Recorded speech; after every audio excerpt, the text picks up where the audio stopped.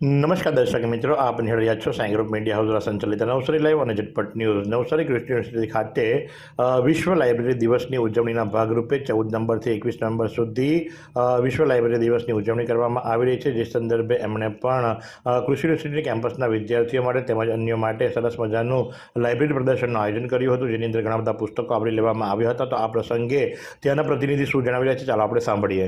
सारी कृषि विश्वविद्यालय 14 नवंबर से लेके 21 नवंबर तक लाइब्रेरी वीक का आयोजन कर रहा है। इस आयोजन में हम विभिन्न विषयों के पुस्तकें, जो कि नई किताबें हैं, जैसे कि जो किताबें बहुत ज़्यादा काम में ली जाती है, और जो किताबें बहुत पुरानी किताबें हैं और रेफरेंस बुक की तरह हमारे पास में पड़ी हुई है, उनका डिस्प्ले कर रहे हैं। इसका डिस्प्ले करने के पीछे का हमारा मकसद ये है कि विद्यार्थियों को इस चीज़ का पता चले, शिक्षकों को इस चीज़ का पता चले कि कौन सी पुस्तकें जो है बहुत ज़्यादा प्रचलित है और कौन सी पुस्तकें पुरानी है। जहाँ पर अगर मान लो आप कोई पुराना सब्जेक्ट मैटर नॉलेज या कोई ऑथेंटिक नॉलेज लेना चाहते हैं तो ले सकते हैं। इसके साथ साथ नवसारी कृषि विश्वविद्यालय विभिन्न नए आयामों के साथ भी जुड़ा हुआ है, नई तकनीकी के साथ भी जुड़ा हुआ है। हमारी जो लाइब्रेरी है, सेंट्रल लाइब्रेरी, इस सेंट्रल लाइब्रेरी का एक्सेस न केवल कृषि यूनिवर्सिटी के विद्यार्थी, अपितु हमारे यहाँ उपस्थित वेटनरी साइंस, फिशरीज साइंस के विद्यार्थी भी इनका उपयोग करते हैं और वो पुस्तकें यहाँ से इशू कराने के बाद में उनका अध्ययन करते हैं।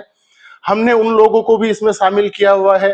तो agriculture engineering, agriculture, horticulture, forestry, ABM और सभी सब्जेक्टों की किताबों का हमने बहुत अच्छी तरह से सुव्यवस्थित रूप से यहाँ डिस्प्ले किया हुआ है, ताकि विद्यार्थी इसके बारे में जान सके। इसके अलावा दूसरा काम हम एक और ये कर रहे हैं कि हमारे को ऑथेंटिक सूचना या ऑथेंटिक नॉलेज स्टूडेंट्स को देना है। वो ऑथेंटिक नॉलेज चाहे वो ऑनलाइन सोर्स से आए, चाहे ऑफलाइन सोर्स से आए।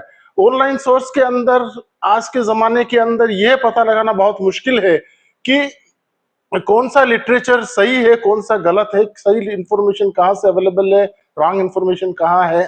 इन सब चीजों की डायलेमा या कंफ्यूजन को दूर करने के लिए जो यूनिवर्सिटी है अपने विभिन्न सोर्सेज से ऑनलाइन अच्छी और ऑथेंटिक लिटरेचर्स और authentic subject matter materials provide करती है, जिससे कि विद्यार्थियों को इस चीज का कंफ्यूजन नहीं रहे और उनको वापस ये नहीं देखना पड़े कि ये ऑथेंटिक है कि नहीं है।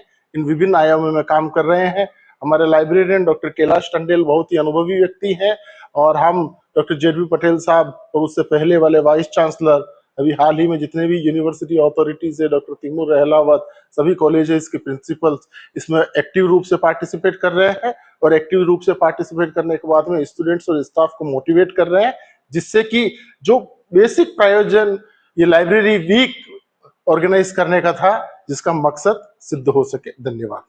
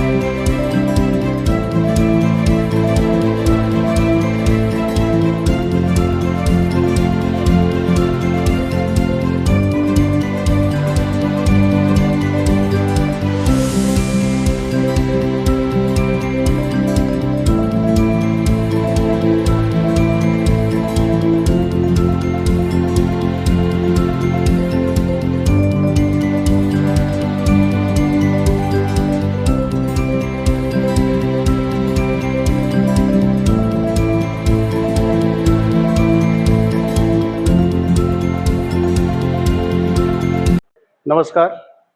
ડૉક્ટર જેડપી પટેલ સાહેબ અમારા વાઇસ ચાન્સલર સાહેબના ઘણા બધા સપના દ્રષ્ટામાં એમણે ઘણા વિકાસો કરેલા છે. અમારે યુનિવર્સિટીની અંદર ઘણી બધી ફેસિલિટીઓ સાહેબના આવવાના કારણે મળી છે. આ પણ એક સાહેબનો એવો વિચાર હતો, અમારા ડૉક્ટર જેડપી પટેલ સાહેબનું સપનું હતું કે લાઇબ્રેરીનો પણ મેક્સિમમ ઉપયોગ થાય, વધુમાં વધુ ઉપભોક્તાગણો એનો ઉપયોગ કરે. અને તે સંદર્ભે અમારા મગજની અંદર આ કસમકસ ચાલતી હતી અને અમે આ નેશનલ લાઇબ્રેરી ડેના દિવસે એવું નક્કી કર્યું કે આ જે પુસ્તકો જે છે, દુર્લભ પુસ્તકો છે, જે રેર બુક કહેવાય છે, જેનો ખૂબ જ ઉપયોગ થયેલો છે, જેનો ઓછો ઉપયોગ થયેલો છે, એવા પુસ્તકોનું 4,000 થી 5,000 પુસ્તકોનું અહીંયા પ્રદર્શન ગોઠવેલું છે. મેક્સિમમ સ્ટુડન્ટો અહીંયા આવશે. અમારી 4 કોલેજ જે કેમ્પસની છે અને બીજી 2 કોલેજ જે વેટરનરી સાયન્સ અને મત્સ્ય ફિશરીઝ કોલેજ છે, એના સ્ટુડન્ટ્સ પણ આનો લાભ લેવાના છે. અને મને ચોક્કસ વિશ્વાસ છે કે આ બધા જ પુસ્તકોનો ઉપયોગ કરીને મેક્સિમમ આજના જે ટેકનોલોજીના યુગમાં પણ રીડિંગ હેબિટ વધે એવા અમારા યુનિવર્સિટીના પ્રયાસને સાકાર થશે. અને અમારા બધા જ ડીનશ્રીઓ, અમારા એડીઆર સાહેબ લલિત મહાત્મા સાહેબ, અમારા ડીઆર સાહેબ ટિમુર સર અને અમારા વીસી સાહેબ ડૉક્ટર જેટવી પટેલ સાહેબના આવા સપના દસ્તા અમે પૂરા કરી શકીએ એવી અમને શક્તિ મળે. અસ્તુ. તો જે પ્રમાણે આજના યુગની અંદર યુવા પેઢી જે ખરી એ મોબાઈલ, ટીવી, સ્માર્ટફોન વગેરેની ઉપર વધુ સમય વિતાવતા હોય છે, ગેમિંગ્સની અંદર વધુ સમય વિતાવતા હોય છે, એ કરતાં વધુ કે એઓ વાંચન કરે અને વાંચન કરવાથી એમના જ્ઞાનની અંદર અનુભવ અને ઉમેરો થાય એ ભાવનાથી સરસ મજાનું આયોજન કરવામાં આવ્યું હતું. તો આજ પ્રમાણે આવા અવનવા સમાચારો માટે આપ નિહાળતા રહો નવસારી લાઈવ અને ઝટપટ ન્યૂઝ.